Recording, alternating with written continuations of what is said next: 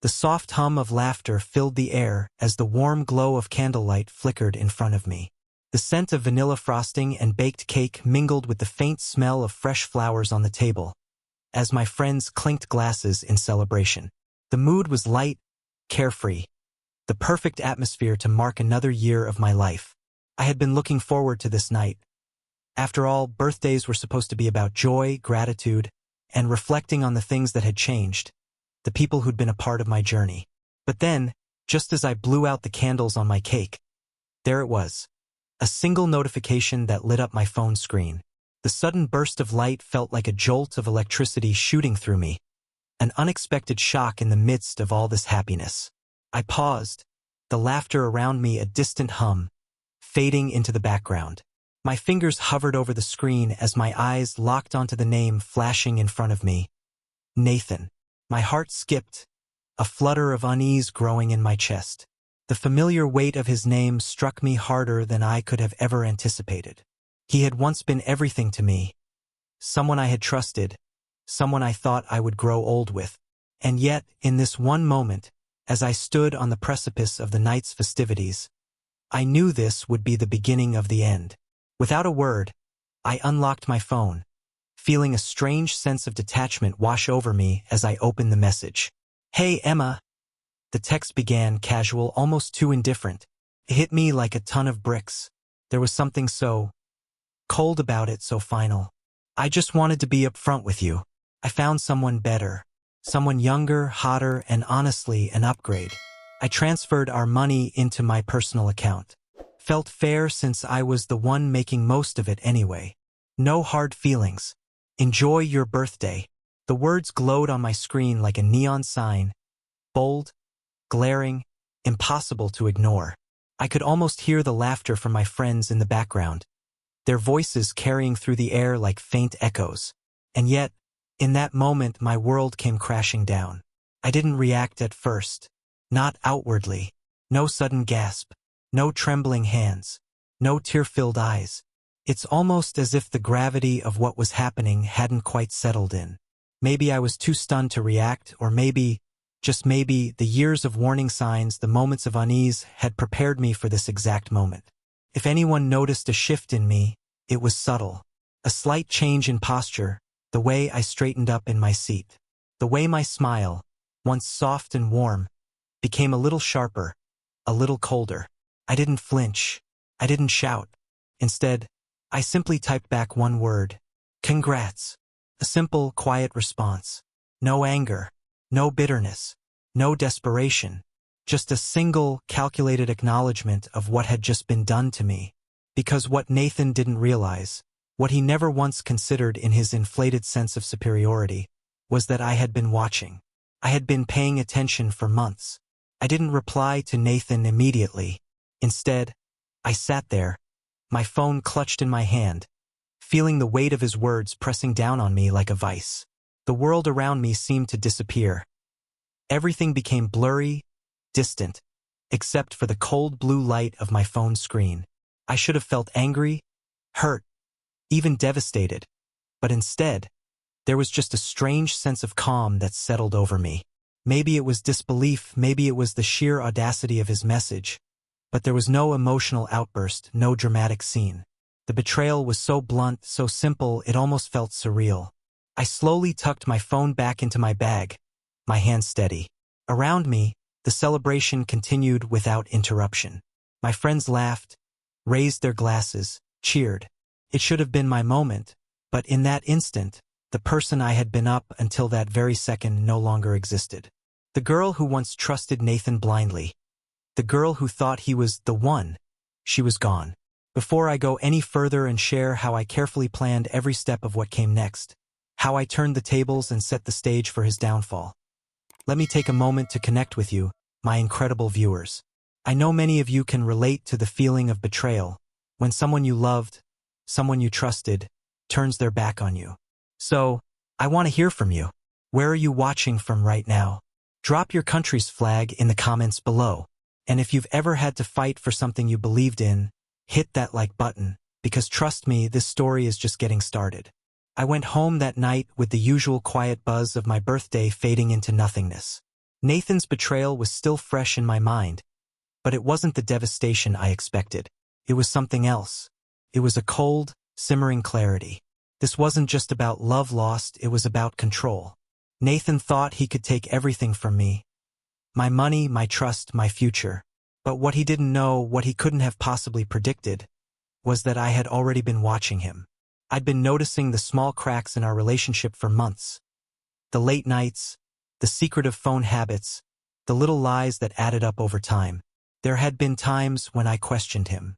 Times when I would try to talk about our future, about our shared goals, and he would brush it off with a dismissive wave. "Don't worry about that," he'd say. "You're too focused on details, Emma." At first, I thought it was just his way of being carefree, but as time passed, I started to see it for what it was. An attempt to keep me in the dark. And I'd let him. I'd let him because I trusted him. But now everything had changed. I wasn't the naive woman I had been a few months ago. I wasn't going to beg for closure or plead for him to come back. I had learned my lesson the hard way. Nathan wasn't my partner, he was a user, a manipulator, and now I was about to show him just how much he had underestimated me. As soon as I got home, I began putting my plan into motion. First, I checked the bank accounts, both mine and the one we shared. The moment I saw the transfer Nathan had made, moving everything into his personal account, something clicked inside me. I knew exactly what he was trying to do. He thought he had outsmarted me.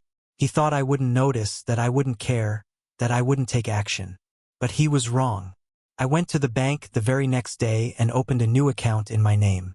I didn't drain our joint account completely, no, that would have been too obvious. I took just enough to leave him wondering, to make him think I hadn't noticed yet.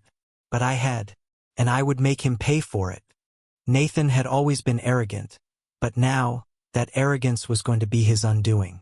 He had thought he could walk all over me, use me as a stepping stone to get ahead, but now the tables were about to turn. I wasn't going to let him have the satisfaction of seeing me crumble. No, Nathan had made a grave mistake, and I was about to show him just how deep that mistake ran. This wasn't just about money. It was about reclaiming my dignity, my power, and my life. I had already started the process of taking back control, and Nathan was about to realize that the game had changed. But before I go on, let me ask you, have you ever had to stand up for yourself in a situation where you were being taken advantage of? Let me know in the comments. It's one of the hardest things to do, but it's also one of the most empowering. And if you're ready to hear how I took everything Nathan thought he had from him, don't forget to hit that notification bell, because this story is about to get a lot more interesting. The next few days were a blur of calculated moves and quiet planning. I didn't rush. There was no need to make hasty decisions, no need to create a scene. Nathan had already made the first move, and I was simply setting the stage for the next act. I kept up appearances, smiling when I needed to, laughing at the right moments. But underneath it all, I was sharp, focused, my mind already moving ahead of him. It started with the small things. I needed to be subtle to make sure Nathan had no idea what I was up to. I began by keeping my phone out of sight when he came over, just as he had always done.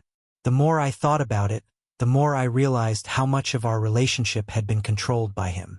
He had always been the one to take the lead, to make the decisions, to hide things from me, thinking I wouldn't catch on. But now I was the one calling the shots. I spent hours on the phone with the bank, asking questions, researching my options. Opening a new account wasn't a difficult task, but I wanted to make sure it was done properly. I didn't want to leave any room for Nathan to get suspicious, to figure out that I was pulling away from the shared accounts we'd set up. I transferred just enough to cover my part of the bills, leaving his portion untouched, giving him no reason to question the status quo. The account stayed active, and so did the illusion of our financial partnership. At the same time, I took stock of the other aspects of our relationship that needed attention. There were the shared expenses, those dinners we'd had, the vacations, the small, everyday costs we'd split. Nathan had always been the one to cover the bigger payments, but lately even that had started to feel off. When I paid for things, he'd started making excuses. "I'll get it next time," he'd say. Or, "Don't worry about it. I've got it." But when it came time for him to chip in, the contributions were always delayed or half-hearted. The cracks were widening, and I had to be ready to fill in the gaps before he realized what I was doing. And then, there were the bigger moves. I'd known for a while that Nathan was becoming more distant, more secretive, and that meant I needed to be even more vigilant.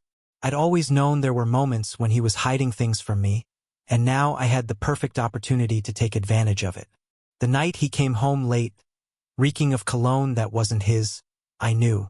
The way his phone had been face down on the counter, the way he'd avoided eye contact when I asked him about his day. It all added up.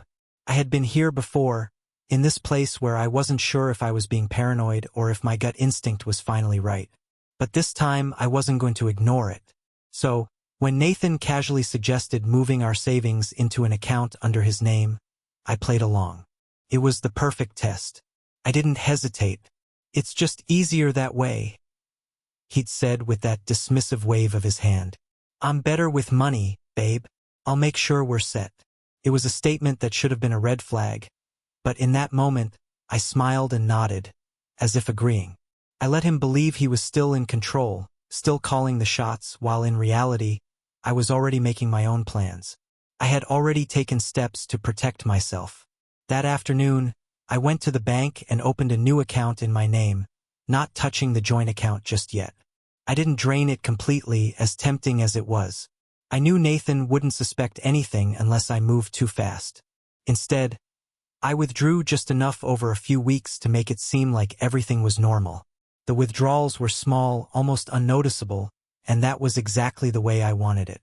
Nathan wouldn't see the change until it was too late. Meanwhile, I kept a close eye on everything. I monitored the shared bills, making sure there was always just enough left in the joint account to cover the basics. Nathan wouldn't know anything was off until it was time for him to make a move, and by then, I would be steps ahead of him. It was a delicate balance, keeping things normal while preparing for the inevitable. But I wasn't afraid. In fact, it felt empowering, like I was taking back control of my life, of my finances, of my future. Nathan thought he was the one holding the reins, but in reality, I was the one driving the car. He was too arrogant to see it, too self-absorbed to notice that I had already started my own plan. And when the moment came, when he realized what I had done, it would be too late for him to do anything about it. The moment came sooner than I expected. It started with a text, just a simple one, like all the others Nathan had sent over the years. But this time, something felt different. The sharp, unmistakable weight of betrayal hung in the air as I saw his name flash across my screen. "Hey, Emma." Just those two words, casual, nonchalant, like nothing had happened. Like everything was still fine. But I knew better. I didn't have to look past the first line to understand the truth of his message. It was all there, clear and cold, like a slap in the face. Nathan had made his decision, and he wasn't even trying to hide it anymore.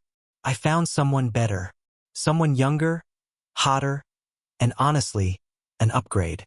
The words stung, but not in the way I had anticipated.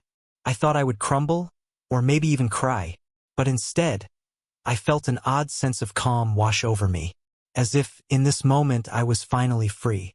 Nathan's words, his arrogance, his complete disregard for what we had. It was all laid bare now. No more pretending. No more false hopes. He had shown me his true colors. The message went on. I transferred our money into my personal account. Felt fair since I was the one making most of it anyway. Couldn't believe my eyes. My heart beat a little faster, not from shock, but from the bitter satisfaction of knowing I had been right. For months, I had been watching, noticing the subtle shifts in his behavior. The late nights, the secretive phone calls, the way he started dismissing any plans for our future. And now it was all falling into place. Nathan had been planning his escape for a while I had quietly prepared mine. I didn't react right away. There was no need for drama, no need for him to see the pain he had caused. He was getting exactly what he deserved. I didn't owe him that emotional spectacle. So I did what I had been practicing for months, what I had been quietly preparing for. I responded with one word. "Congrats." Short, simple, and to the point. It wasn't a word of anger. It wasn't a word of sadness. It was just final, a mark of the end. Because deep down, I knew that this wasn't the end for me. It was the beginning of something far greater. Nathan thought he had won, that he had taken everything from me, my trust, my security, my future, but he was wrong. He had no idea just how badly he had miscalculated. I felt no rage, no burning desire for revenge. What I felt was something more powerful: control. In that moment, I realized that I had already begun to take my power back. Every move I had made in the last few months, the small withdrawals from our joint account, the new bank account I had set up in secret, the careful monitoring of every transaction, had all been leading to this. Nathan had set the trap, thinking it would break me, but I had been setting my own trap all along. As I stared at the phone screen, I thought about how easy it would have been to spiral, to let his words shake me. But I wasn't that woman anymore. I had grown stronger, more resilient, and now I was going to make sure Nathan understood exactly who he had betrayed. His arrogance, his lack of respect for me, had blinded him to the fact that I was not the woman he thought I was. I wasn't going to fall apart. I was going to rebuild. I put my phone down and stood up from the table. The celebration was still going on around me, my friends oblivious to the storm that had just passed through my life. But I knew, and in that moment, I felt a sense of clarity that I hadn't felt in years. This wasn't just about Nathan's betrayal. It was about reclaiming my life, my dignity, and my future. I couldn't wait to see what he would do next, because the truth was I had already won. And now the real game was about to begin. I didn't waste any time. The moment Nathan's betrayal was laid out before me, I knew exactly what needed to be done. Revenge wasn't going to be about loud confrontations or grand gestures. It was going to be about precision, strategy. Quietly, methodically, I was going to take everything back, piece by piece, until there was nothing left for him to hold on to. I had always been the kind of person who thought things through, and now more than ever, I was relying on that quiet strength. Nathan had made the mistake of thinking I was too weak to fight back, that I would crumble under the weight of his lies and deceit. But what he didn't realize was that I had been preparing for this moment. I had seen it coming, and now I was ready. The first thing I did was change the locks. Nathan had never bothered to put his name on the lease. It had always been my apartment, my responsibility. He'd always claimed I was better at handling the boring stuff: paperwork, finances, the future. So I did it all. And now, as I picked up the phone to call the landlord, I realized just how powerful that decision had been. "Hi, this is Emma. I need to have the locks changed," I said calmly, as if this was just another ordinary task on my to-do list. The landlord didn't ask questions. I didn't expect him to. It was my apartment, and I had every right to do what I pleased. A few minutes later, the locks were changed, and Nathan's key, his final connection to the life he thought he still owned, was useless. The look on his face when he tried to open the door that night was everything I had imagined and more. His first text came through at 1 a.m., a mix of confusion and annoyance. "Hey, super weird, but I think my key isn't working. Can you let me in?" I didn't respond right away. Instead, I let his message sit there, reading it over and over. "Can you let me in?" It was the kind of question that should have been innocent, but to me it was a stark reminder of the control he thought he had. The power to come and go as he pleased. The power to treat me like I was nothing. But that was over now. 15 minutes later, another text popped up. "Chrissy, what's going on? I need to grab some of my stuff." I read the message, then set my phone down on the table. Nathan had crossed a line, but I wasn't about to play his game anymore. I was done with the emotional manipulation, done with the empty promises. His things, those expensive suits, the designer watches, the sneakers he'd spent so much money on but never bothered to take care of, were already packed. All of it had been neatly stuffed into trash bags, sitting in the hallway just outside the door. The key he thought he still had was now as worthless as his promises. His belongings weren't inside the apartment waiting for him. They were already on the outside, discarded, a reminder of the life he thought he could control. But this was only the beginning. I knew Nathan would come running to fix things, thinking he could just sweet-talk his way back in. What he didn't know was that I was steps ahead of him. As I sat back on the couch, I couldn't help but smile. I had already done the work, set everything into motion, And now it was his turn to feel the weight of his actions. By the time I picked up the phone again, I had already made my next move. I called the bank. "Hi, I need to report fraudulent activity on my joint account." The woman on the other end of the line was polite, but firm. "What kind of fraudulent activity, ma'am?" I could feel my heart beating a little faster, but I kept my voice steady. "Money was withdrawn without my permission. I have text message proof that my ex took the funds maliciously." The pause on the other end was brief, but it was enough to tell me everything I needed to know. "Would you be able to forward those messages to our fraud department?" "Of course," I said, my voice even. I could feel a thrill running through me, knowing that Nathan's carefully laid plan was beginning to unravel, piece by piece. By the time I hung up, I had already sent the proof, the texts, everything he had sent to me. And just like that, the account was frozen. The next morning, I received the first sign that the walls were closing in on him. A text from Nathan popped up on my phone.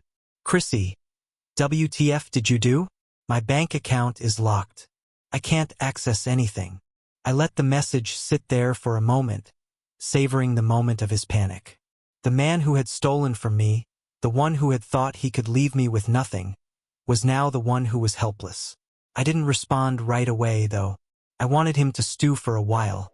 Eventually, I replied, my tone cool and indifferent. "Weird. Maybe you should call your bank." I could practically hear the frustration building in his voice as he tried to call the bank, tried to fix what he thought he could control. But what he didn't know was that it was already too late.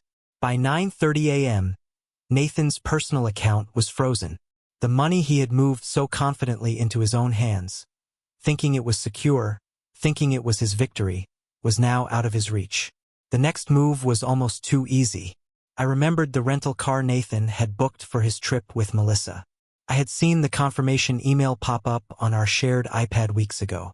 It was a flashy convertible, the kind of thing Nathan always seemed to think would impress people. What he didn't realize, though, was that I had noticed the credit card details saved on that iPad. He had foolishly left them there, thinking I wouldn't see. At 10 a.m., I made another call. "Hi, I need to report an unauthorized transaction on my credit card." By noon, the rental was canceled. Nathan and Melissa were left stranded with no ride to the luxury hotel, no fancy vacation to look forward to. They were left with nothing but their own arrogance, watching as their plans fell apart. I imagine Nathan must have been furious when he found out, his carefully constructed image shattering before his eyes. But I wasn't done yet. I hadn't even begun to make him feel the full weight of his actions. The fallout from Nathan's grand scheme hit him faster than he could have ever imagined. The walls he had built around himself, his arrogance, his superiority, began to crack and crumble, and I watched from a distance, feeling a strange sense of satisfaction. He had underestimated me, just like everyone else who thought I would be a pushover. But this wasn't just about him anymore. It was about showing him once and for all the price of betrayal. It wasn't long before the consequences started stacking up against him. By 11:30 a.m., I received another text from Nathan, his tone now a mixture of desperation and confusion. "Emma, what the hell is going on? My account is frozen. My car's been canceled. What did you do?" I read the message slowly, savoring the moment. It was like watching someone finally realize they were standing on the edge of a cliff, only to realize they had no way of stopping the fall. I didn't rush to respond, letting the silence hang in the air. He had thought he had taken everything from me. My trust, my money, my future. But what he didn't realize was that I was the one who had been quietly setting the stage for his downfall. He had just never seen it coming. A few minutes later, I got another text, this time from Melissa. I almost laughed when I saw her name. She had been the shiny new toy, the upgrade Nathan had talked about so proudly. But now she was just another casualty of his ego. She was scrambling to figure out what had gone wrong. "Emma, I'm sorry," she wrote. "I didn't know anything about what Nathan did. I thought we were starting something real, but this isn't what I signed up for. Can we fix this?" I paused, staring at the screen. For a moment, I almost felt sorry for her. But then I remembered how easily Nathan had manipulated her, just like he had done to me. She was just another pawn in his game, and now she was realizing that she had been played. I typed my reply slowly, letting every word sink in. Melissa, this is all on Nathan. He lied to both of us. He took what wasn't his and now he's paying for it. Maybe you should take a good look at what he's done to you and ask yourself if he's really worth it. I hit send and set my phone down, feeling an unexpected sense of relief. I had been holding all the cards for so long, and now it felt good to let the pieces fall where they may. Nathan had played his hand, and now he was watching as everything he thought he had crumbled away. As the day went on, things only got worse for him. I watched, almost like an outsider to the chaos I had set into motion, as Nathan tried to get in touch with the bank, tried to get his account unlocked, tried to smooth things over with Melissa. But it was too late. His world was falling apart, and there was nothing he could do to stop it. By 3 p.m., I knew I had hit him where it hurt the most, his pride. The moment his social media blew up, I couldn't help but feel a little bit of satisfaction. The comments were relentless, a mix of mockery and pity. People were tearing him apart online, calling him out for the narcissistic, arrogant fool he had been. The kind of man who would leave someone behind, thinking he could move on to something better, only to find himself humiliated. Nathan thought he could disappear into the background, hiding behind his social media posts and his luxury lifestyle, but now his downfall was public. The internet was having a field day. People who didn't even know him were making fun of him. I could hear his voice crack through the phone when he finally called me. He didn't even bother with pleasantries. "Emma, you need to stop this," he demanded, his voice low, shaky. "This is getting out of hand. My boss called me today. HR is involved. People at work saw my Instagram post. This is ruining me." I leaned back in my chair, the faintest hint of a smile tugging at the corner of my lips. I had known that his arrogance would eventually catch up to him. And now, here he was, trying to play the victim, trying to make it seem like he was the one being wronged. "I'm not doing anything to you, Nathan," I said, my voice calm, unbothered. "You did this to yourself. You stole from me. You manipulated me. And now you're dealing with the consequences of your actions." He was silent for a moment, and I could feel the tension on the other end of the line. I could almost see him, standing there, his world crumbling around him, realizing that he had played the wrong hand this time. "You don't understand," he muttered, his voice tinged with bitterness. "You've ruined everything. I'll fix this. I'll fix all of it. Just give me time." But I wasn't interested in hearing his excuses anymore. "No, Nathan," I replied, my tone sharp. "You don't get to fix this. You don't get to undo what you've done. You made your choices, and now you're going to live with them." The line went dead, and I felt a strange sense of finality wash over me.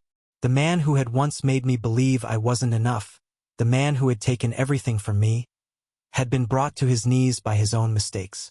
And as I sat there, alone in my apartment, I realized something. This wasn't just about revenge. It was about taking my life back. It was about proving to myself that I was stronger than I had ever thought possible. And most of all, it was about the quiet satisfaction of knowing that, in the end, I had won. As the day turned into night, I could hear Nathan's desperation in his texts and calls. But by now, I had nothing left to say to him. He had made his bed, and now he was lying in it. And as for me, I was done. Done with the lies. Done with the manipulation. Done with the games. Nathan's fallout was his own doing, and there was nothing he could do to reverse the damage. He had underestimated me, and in the end, that was his greatest mistake.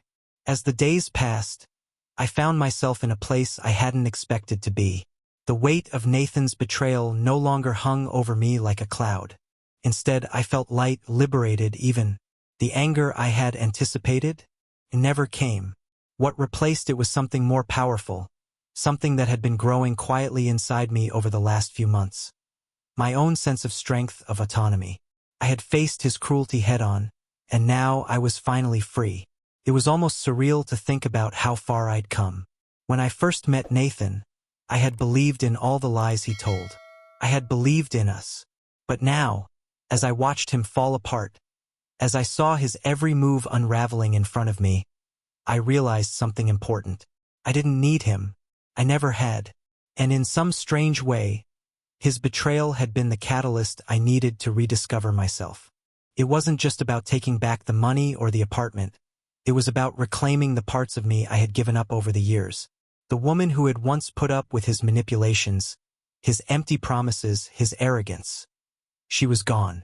She had been replaced by someone who didn't apologize for taking control of her life. Someone who wasn't afraid to stand up for herself, even when it meant walking away from the person she thought she'd grow old with. As the fallout continued to ripple through Nathan's life, I couldn't help but feel a sense of satisfaction. It wasn't about the drama or the petty victories. It was about the quiet, undeniable truth that I had won. Nathan had assumed I was just another woman he could use, another person he could walk all over. But he was wrong. I wasn't that woman. I never had been. It was strange how quickly everything changed.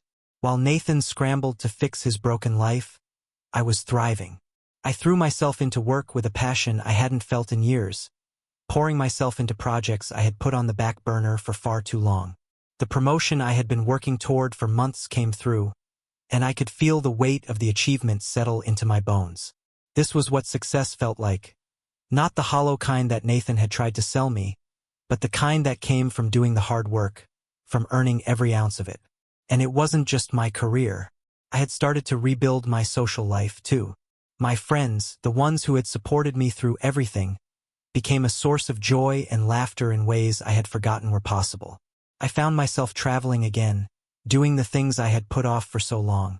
And with every new adventure, I realized that my life was becoming something I had always dreamed of, only better. The freedom I now had felt like a gift, and I was determined to make the most of it. Meanwhile, Nathan's life continued to spiral out of control. It wasn't just his personal life that was in shambles. His professional life was collapsing as well. Word of his infidelity had spread, and with it came the whispers of his shady financial dealings. His job was at risk, his reputation tarnished beyond repair. And still, he clung to his arrogance, as if the universe owed him something. The more he tried to salvage his image, the worse it got. I almost felt sorry for him, but the truth was, he had done this to himself. The final nail in Nathan's coffin came a few days later, when I received a message from his mother.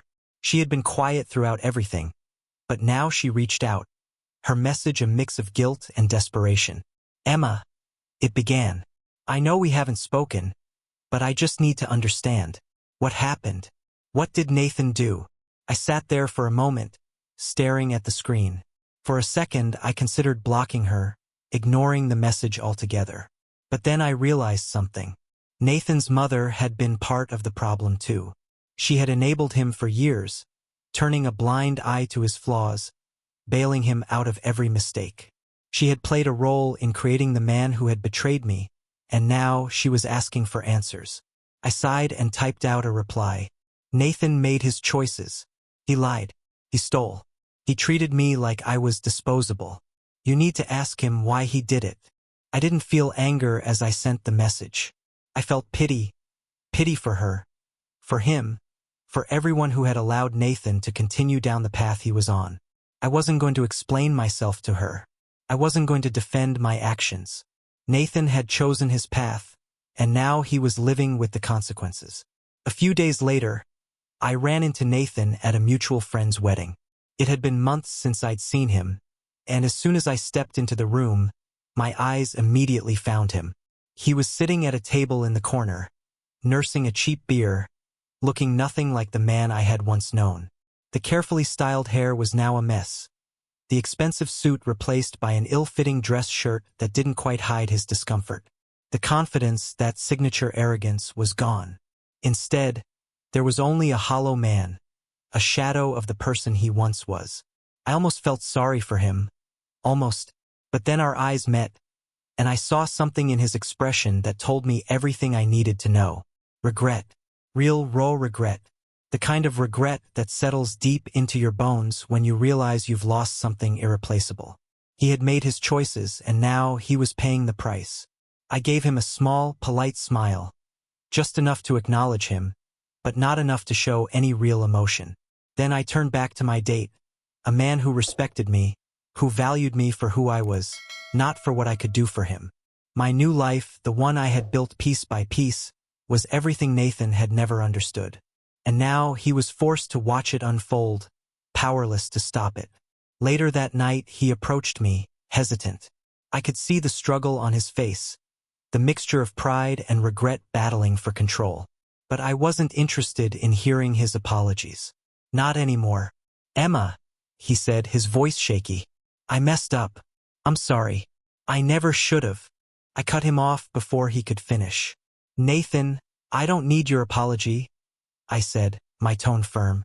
"You don't get to fix this. You don't get to undo the damage you've done." He swallowed hard, his face falling. I could see it then, the full weight of everything that had happened, everything he had lost. His eyes flickered with recognition, the understanding finally sinking in. "I don't think about you anymore," I continued, my voice calm. "Not like that. I don't think about you at all. I've moved on. And now it's your turn to figure out how to move forward. But not with me." I turned and walked away, the sound of his voice fading behind me. I wasn't angry. I wasn't even sad. I was just done. Done with the past. Done with the man who had tried to break me. And as I walked away, I realized something. I had won. In the end, Nathan had made the mistake of walking away from me, but I had made the choice to walk away from him, and that had made all the difference. Time passed, and the weight of everything I had endured slowly began to fade into the background, replaced by something far more powerful: peace. It wasn't the kind of peace that comes from forgetting the past or pretending nothing happened.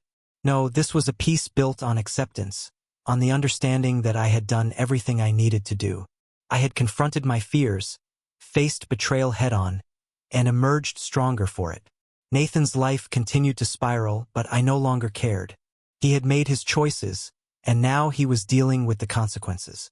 I had no reason to keep looking over my shoulder, wondering if he would try to reach out again, wondering if the past would come back to haunt me. It wouldn't. I had closed that door, and it was locked for good. For the first time in what felt like forever, I could breathe. The constant weight of doubt, of uncertainty, of wondering whether I was enough. It was all gone. I had found something within myself that I didn't know was there. The strength to walk away from what was toxic, the courage to rebuild my life without looking back. My career flourished. I embraced opportunities one had once been afraid to take. And with each success, I felt more and more like the woman I was always meant to be. It was as if I had been living in the shadows for so long. But now, the light was shining so brightly that I couldn't help but bask in it. The promotion I had fought for was just the beginning. I began taking on projects that challenged me, projects that made me feel alive. Every day felt like a new adventure, a new chance to prove to myself that I was capable of so much more than I had ever realized. And I didn't just focus on work. I started to travel again, to experience the world in a way I hadn't allowed myself to before. The trips, the spontaneous adventures, the freedom, everything felt new and exciting. It wasn't just about the places I visited. It was about the person I had become in the process. I was no longer the woman who waited for someone else to define her. I was defining myself. It wasn't just about success in my career or personal life, though. It was about the relationships I was building. I had surrounded myself with people who truly cared about me. Friends who had been there for me through everything. The kind of people who didn't see me as someone to be manipulated, but as someone worthy of respect and love. With them, I could finally be myself, unguarded, unafraid. And when I met someone new, someone who truly saw me for who I was, not who he wanted me to be, I knew I had come full circle. There were no games, no manipulations, no pretending. It was a relationship built on mutual respect and honesty. A partnership where we both gave and received equally, and it was everything I had been searching for. As for Nathan, his attempts to reach out to me continued, but they were desperate, hollow. The messages came with apologies, with promises that he had changed, that he was sorry for everything he had done. I read them all, but I never replied. The man who had once meant so much to me was now a distant memory. A lesson in what happens when you take someone for granted, when you think you can break them and watch them fall apart. One message in particular stood out. It came about a year after everything had ended, and by then, Nathan had lost everything. His job, his friends, his credibility. He had burned so many bridges that even his family had started to distance themselves. The message was short, but the weight of it was heavy. I messed up. I should have treated you better. I'm sorry. I stared at the words, not feeling anger or resentment, but a strange sense of relief. I didn't need an apology from him. I didn't need any more closure. The closure had come when I walked away, when I finally recognized my worth and stopped waiting for him to validate me. Instead of replying, I deleted the message and blocked his number. It was the final, definitive act that I needed to truly put the past to rest. Nathan was part of a life I had outgrown. A life that no longer held any power over me. Looking back, I realized that the pain I had gone through, the heartbreak, the betrayal, it had all been a catalyst for something greater. I had learned the hard way that I didn't need anyone else's approval to feel worthy. I had learned that I was capable of standing on my own, of building the life I wanted, and that the only person I truly needed to rely on was myself. I had won, not because I had ruined Nathan's life, but because I had chosen to build my own. And in the end, that was the only victory that mattered. As time moved on, I continued to grow, and my life flourished in ways I had never imagined. The woman who once feared the unknown, who had placed her trust in someone who didn't deserve it, was now thriving in every aspect of her life. I had come out of the wreckage not just unscathed, but stronger, wiser, and more sure of who I was than I had ever been before. There were moments when the weight of everything I had gone through hit me, when I remembered the long nights, the conversations that turned into arguments, the tears I had cried in the dark, hoping that things would change. But each of those moments reminded me of how far I had come. They weren't reminders of pain anymore. They were reminders of my resilience. And when I thought about Nathan, when I allowed myself a fleeting moment to consider the man he had been and the man he was becoming, I felt nothing but indifference. His apology meant little to me. What had been lost could never be regained. He had missed his chance. The man I had once loved no longer existed, and in his place was someone I barely recognized. Someone who had shown me what it meant to lose everything, to let his own arrogance and selfishness dictate the course of his life. I didn't feel sorry for him anymore. He had made his choices, and now he was left with nothing but the bitter reality of his own mistakes. But me, I had everything. I had peace. I had purpose. I had a future that was mine to shape, and I wasn't going to waste another second looking back. I was finally living life on my own terms. I had stopped waiting for the people who didn't appreciate me, and instead, I surrounded myself with the ones who truly mattered, the ones who saw me for who I was, who supported me, who celebrated my victories and stood by me through my challenges. It was these relationships, these bonds, that truly made life worth living. And then there was the love I had found, not in someone else's arms, but in myself. It wasn't the kind of love that required validation or approval. It was a love that had been quietly nurtured through years of self-reflection, through painful lessons and even more beautiful growth. It was the love of knowing that I was enough, just as I was, and that I didn't need anyone else to complete me. When I looked in the mirror, I didn't see the broken woman who had once been afraid to stand up for herself. I saw someone powerful, someone capable, someone who had learned the most important lesson of all. My worth wasn't defined by anyone else's actions. It was defined by me. The final piece fell into place when I realized I was no longer afraid of the unknown. The future, once filled with uncertainty and doubt, was now wide open. I could do anything. I could go anywhere. I could be anyone I wanted to be. And that was the greatest freedom I had ever known. Nathan had given me more than just pain. He had given me the opportunity to discover my own strength, to find my own path. And for that, I would always be thankful. Because in the end, the greatest revenge wasn't in watching him fall. It was in rising up and realizing that I didn't need to be part of his world anymore. As I moved forward, I left the past behind me. Nathan was a chapter one had closed, a lesson learned, a mistake made. But I was no longer defined by that chapter. I was defined by everything that came after it. And that, I realized, was the real victory. I wasn't just surviving anymore. I was living, and that was everything. The days stretched on, each one brighter than the last, as I continued to build the life I had always dreamed of. There were no more nights filled with uncertainty or fear of the unknown. The person I had become was someone I was proud of, someone who had fought for her happiness, who had taken control of her narrative, and who had risen from the ashes of a toxic relationship to claim her own success. I often found myself reflecting on the person I had been, the woman who had clung to a false sense of security, believing that love was about sacrifice, compromise, and acceptance, even at the cost of my own well-being. But that woman no longer existed. She had been replaced by someone fierce, someone who had learned the hard way that love, in its truest form, isn't about losing yourself for someone else. It's about finding yourself and knowing that you deserve a love that uplifts you, not diminishes you. I didn't need validation from anyone. Not from Nathan, not from the people who had turned their backs on me, and certainly not from anyone who thought they knew what was best for me. I had learned that my worth wasn't measured by anyone else's perception. It was measured by how I treated myself, how I respected my own boundaries, and how I chose to live my life.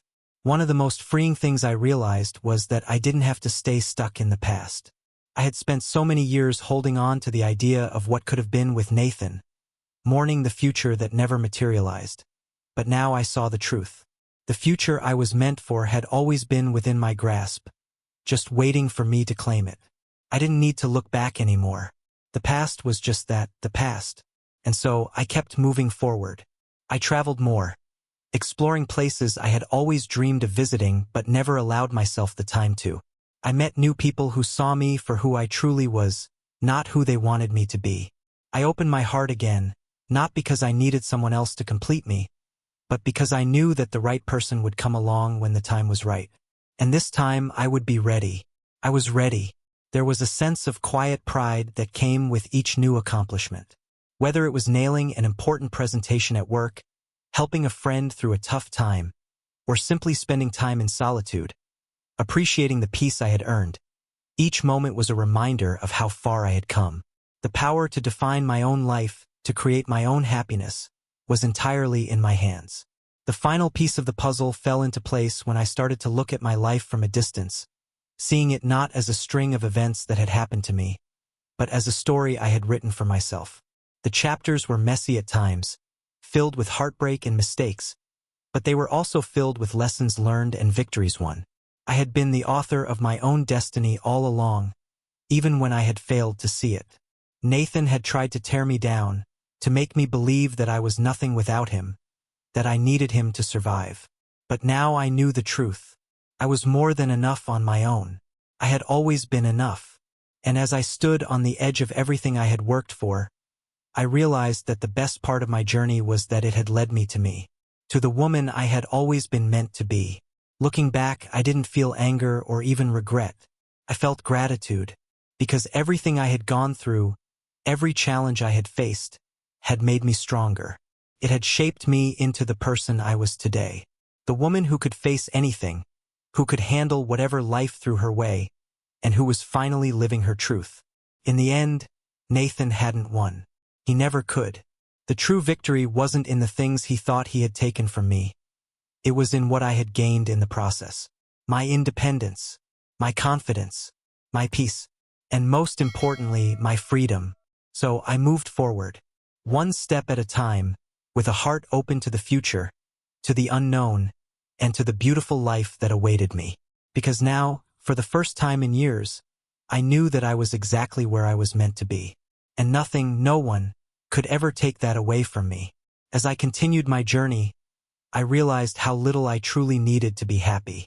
It wasn't the material things, the extravagant experiences, or the validation from others that gave me peace. It was the quiet moments, those moments of stillness where I could reflect on how far I had come. It was the strength I found in the most unexpected places, in my own resilience, in the friendships I had nurtured, and in the love I had cultivated for myself. The more I embraced the person I had become, the more I realized that I was no longer the person I had been when Nathan and I first met.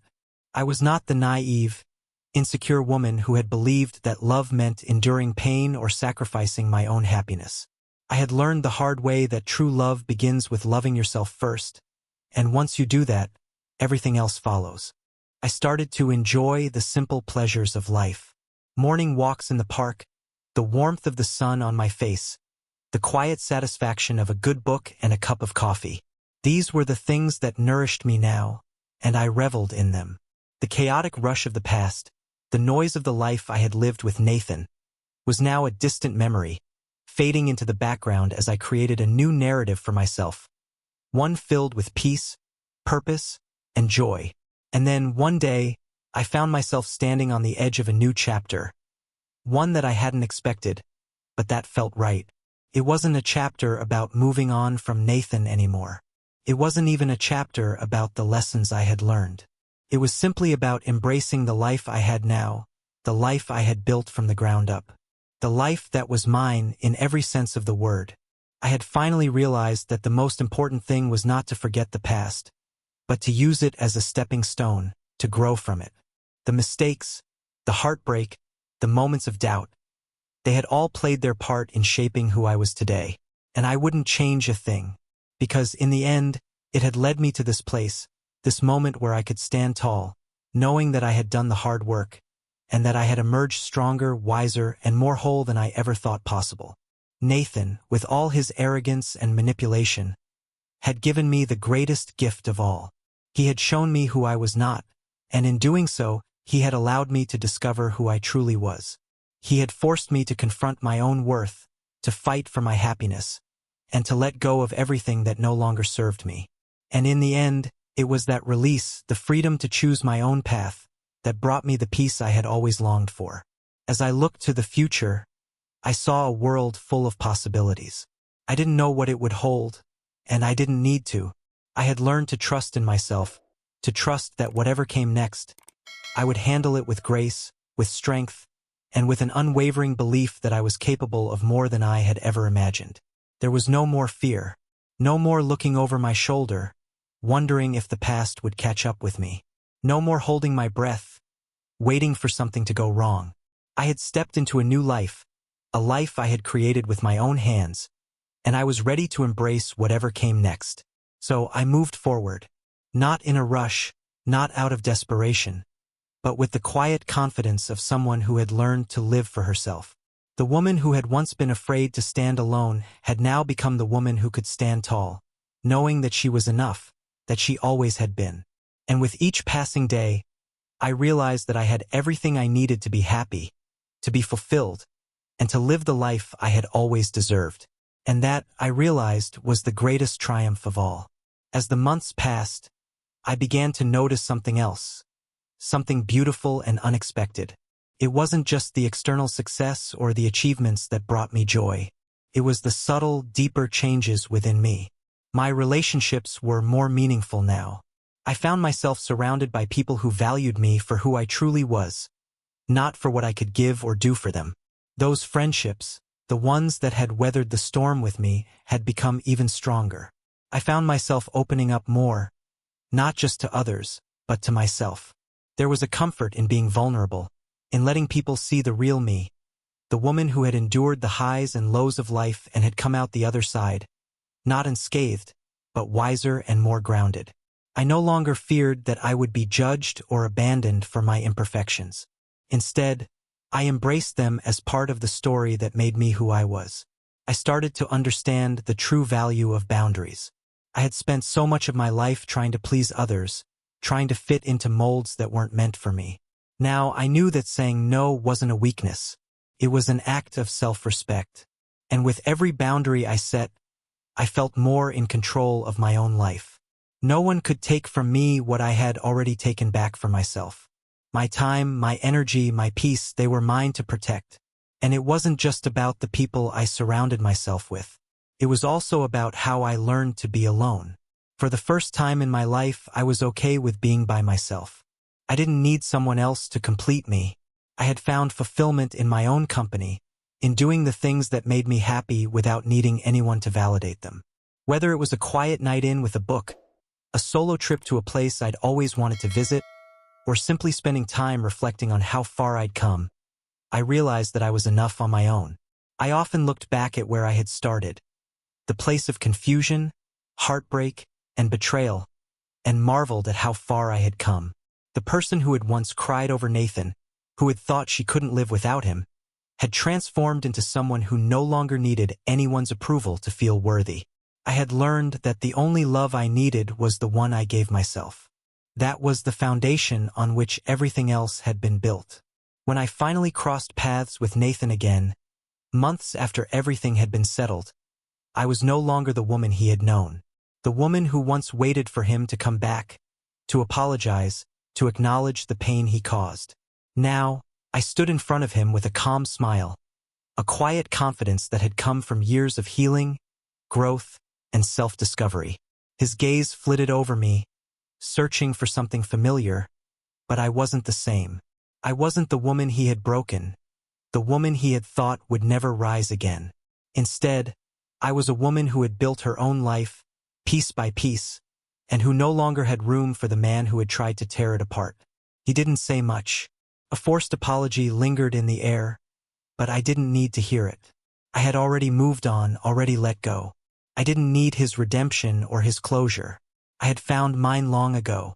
As I walked away, I felt no bitterness, no anger, just peace. Peace with myself, peace with the journey I had walked, and peace with the future ahead of me. Because I knew that no matter what came next, I would face it with the same strength, grace, and resilience I had found in myself.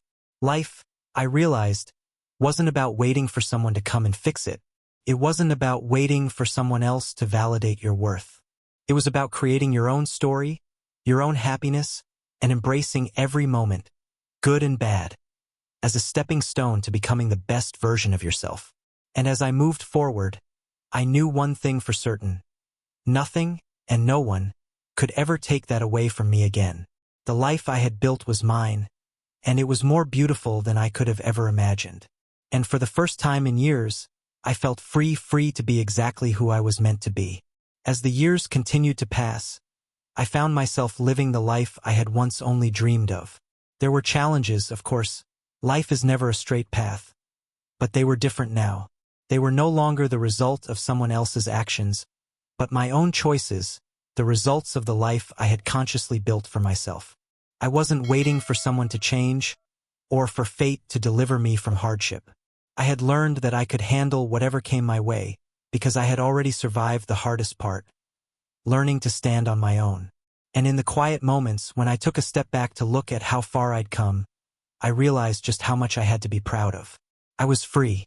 Free from the past, free from the expectations of others, free to embrace the life that was truly mine. I had become the person I always knew I could be, strong, independent, and whole, and I had built my own happiness, brick by brick, day by day. As for Nathan, well, he was a distant memory now. A chapter 1 had closed long ago. I didn't need him to validate my journey, nor did I need him to regret the way he had treated me. His actions had been the catalyst for my transformation, and in the end, I had taken that pain and turned it into my own strength. Now, as I stand on the edge of new beginnings, I am not looking back. I am moving forward, knowing that the future holds limitless possibilities. I don't need anyone else to tell me my worth. I know it because I am enough, and no one can take that away from me. If you found yourself on a similar journey, one of rediscovery and resilience, I want to hear from you. Drop a comment below and share how you've reclaimed your life and your strength. And if you haven't yet, make sure to subscribe to the channel, because we're all in this together, and there's so much more ahead. Stay strong, stay true to yourself, and remember, your best life is waiting.